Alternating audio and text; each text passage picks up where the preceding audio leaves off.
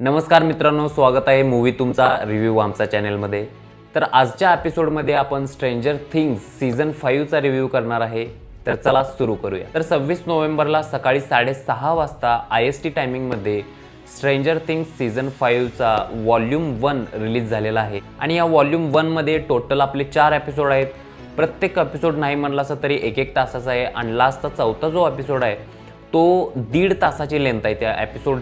तर ओव्हरऑल ह्या stranger things season 5 चे आपण एपिसोड जर बघायला गेलो तर किती आहेत काय, तर आत्ता त्यांनी वॉल्यूम 1 26 नोव्हेंबरला त्यांनी 4 एपिसोड रिलीज केले. त्याच्यानंतर 25 डिसेंबरला ते त्यांचे 3 एपिसोड रिलीज करणार आहेत आणि एकदम त्यांचा जो फिनाले जो असणार आहे तो त्यांनी आय गेस 30 की 31 डिसेंबरला त्यांनी रिलीज करणार आहे. तर आज आपण बघूया की वॉल्यूम 1 मधल्या म्हणजे सीझन 5 वॉल्यूम 1 मधल्या 4 एपिसोड आपल्याला कसे वाटलेत, बघण्यासारखे आहेत की नाहीत, तुमचा वेळ त्याच्यात घालवायला पाहिजे की नाही ते आता आपण बघूया. आणि ह्या सीझन 5 च्या पहिल्या वॉल्यूमला IMDb वर रेटिंग 8.5च्या वर म्हणजे 8.5च्या वर रेटिंग मिळाले आणि रोटन टोमॅटोज यांचा जर रिव्ह्यू बघितला तर 90%च्या अबोव आहे.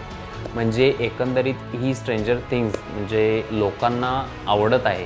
चला, महत्त्वाची गोष्ट म्हणजे काय आहे, आता त्याचं VFX म्हणजे चांगलं आहेत की नाहीत VFX, तर त्याच्यामध्ये जे VFX जे CGI यूज केलेत ते एकदम म्हणजे बेस्ट क्वालिटी आहेत. असं कुठेही वाटणार नाही तुम्हाला की बाबा असं कार्टून टाईपमध्ये काहीतरी आपल्याला दिसतंय.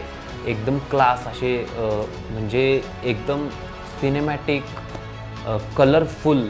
आणि ते जे दुसरं डायमेन्शन त्यांनी जे घेतलं आहे म्हणजे जो विलन आहे आपला वेकना, त्याचं डायमेन्शन, परत आपली रिअल वर्ल्डमधली लाईफ, ह्याच्यामध्ये जे सिनेमॅटिक वगैरे सगळं कलर आणि ॲक्शन जे घेतलं आहे, क्रिएचर्स वगैरे म्हणा, म्हणजे ते एकदम VFXमध्ये बेस्ट आहे. म्हणजे VFXमध्ये जर पॉईंट द्यायचं म्हणलं असा ह्या 4 एपिसोडला तर 10 आउट ऑफ 10 मी देऊ शकतो. चला आता म्हणजे स्पॉयलर आपण काय देणार नाही, पण आपण जे ट्रेलरमध्ये दाखवलं आहे ते त्याच्या रिलेटेड किंवा एपिसोडमध्ये ॲक्च्युअलमध्ये काय आहे हे मी तुम्हाला सांगणार. असं स्पॉयलर वगैरे काय देणार नाही.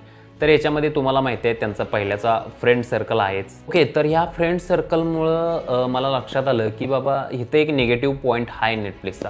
कारण त्यांनी एवढा लेट केला आहे सीझन 5 लॉन्च करायला की ती आता पहिल्यासारखी टीनेजर दिसत नाहीत. ती फ्रेंड सर्कल जी आहेत, ती मित्र जे आहेत ती पहिल्यासारखी दिसत नाहीत. ती म्हणजे एकदम मोठी झाल्या. मग ते बघायला जरा कसं तरी वाटतंय. हा एवढा मला निगेटिव्ह पॉईंट वाटतोय त्याचा. चांगली गोष्ट यांनी काय सांगितलंय की सीझन 5 चालू होताना त्यांनी एक मस्त असा रिकॅप दिलाय. म्हणजे मी जर सीझन 5चा जर रिकॅप बघितलो नसतो तर म्हणजे किंवा जे आता सीझन 5 बघणार आहेत त्यांना पण असं म्हणजे थोडं म्हणजे गोष्ट लक्षात असेल की ॲक्च्युअलमध्ये काय झालं आहे ते रिकॅप त्यांना कळणार नाही. पण ह्याच्यामध्ये त्यांनी रिकॅप असा दिला आहे की बाबा सीझन 1पासून ज्या सगळ्या गोष्टी आहेत त्या आपल्या सगळ्या कवर होत्यात. ही बेस्ट गोष्ट झाली त्याच्यामध्ये. आणि त्याच्यानंतर त्यांनी प्रत्येक कॅरेक्टर जे आहे तर त्याच्याकडे त्यांनी गेलेत. प्रत्येक कॅरेक्टर इंट्रोड्यूस किंवा एक मायनर म्हणजे थोडासा रिकॅप त्यांनी त्यांच्याकडून घेतला आहे. म्हणजे समजा डस्टिन आला, परत नॅन्सी, त्याच्यानंतर माईक, विल, 11, परत आपला हॉपर, ह्या सगळ्यांच्याकडे त्यांनी म्हणजे थोडं असं कॅमेरा स्क्रीन टाईम दिला आहे. त्याच्यामुळे सगळेजण इंट्रोड्यूस होतात. ही पण गोष्ट म्हणजे एक नॉस्टॅल्जिक फील होते, पण चांगली वाटते. आता मेन गोष्ट म्हणजे सीझन 4मध्ये सगळ्यांना असं वाटलेलं की बाबा जो वेकना म्हणजे मेन विलन होता की तो आता म्हणजे त्यांनी त्याला मारून टाकले, पण तो कुठंतरी लपून बसलेला आणि सीझन 5मध्ये त्याची एंट्री झाले. आणि म्हणजे असा हॉरर थ्रिलर जो असतोय की नाही म्हणजे जनरा, तो इथं फील होतोय. म्हणजे असं ॲक्च्युअलमध्ये हॉरर जम्प स्केअर पण आहे त्याच्यामध्ये.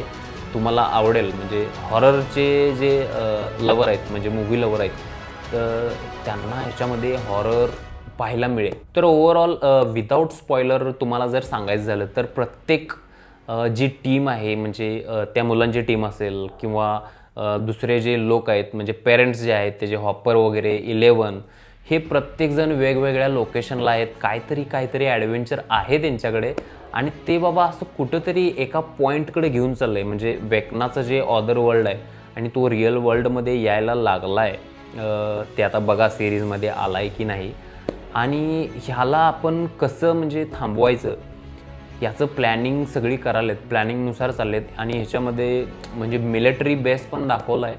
पण त्याच्यामध्ये एक निगेटिव्ह पॉईंट मला काय वाटला, आता ह्यांच्याकडं एवढी मोठी मिलिटरी आहे, सगळे आहे, तर ते काहीतरी हँडल करू शकले असते. पण हे ह्या लोकांना म्हणजे जे स्कूल बॉयज आहेत ह्या सगळ्यांना घेऊन ते सगळे भारी पडले त्यांच्यावर, तर म्हणजे काहीतरी ओके वाटत नाही. बरं असू दे, पण ही सिरीज बघायला एकदम म्हणजे मस्त वाटतं. मी म्हणजे सांगेन की कोणी सिरीज बघितली नसेल तर त्यांनी ही सिरीज म्हणजे स्ट्रेंजर थिंग्स सिरीज नक्की बघा. कारण म्हणजे नेटफ्लिक्सची ही मोस्ट वॉच सिरीज म्हटला तरी चालेल. आणि आत्ता सीझन 5मध्ये काय झालं आहे की त्यांचं बजेट जे आहे म्हणजे ऑलरेडी सीझन 4पर्यंत मस्त चालले सिरीज, तर इथं त्यांनी खर्च पण तसा केला आहे. माझ्या मते एका एपिसोडचा खर्च तरी 300-400 करोड असायला पाहिजे असं वाटते मला. नाही असेल, आय गेस आहे, तेवढा खर्च आहे त्याचा. 300 ते 400 करोडमध्ये त्यांनी एक एपिसोड तयार केला.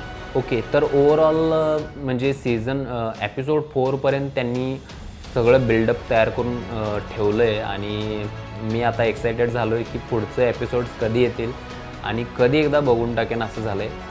आणि मी माझ्याकडून रिकमेंडेशन जर म्हटलं असा तर ही सिरीज हे नवीन एपिसोड तुम्ही बघून टाका, काही हरकत नाही. आणि 10पैकी माझ्याकडून 8 पॉईंट याला. तर आजच्या एपिसोडमध्ये इतकंच. आणि तुम्ही जर चॅनलवर नवीन असाल तर सबस्क्राईब जरूर करा आणि भेटूया आपल्या नेक्स्ट एपिसोडमध्ये.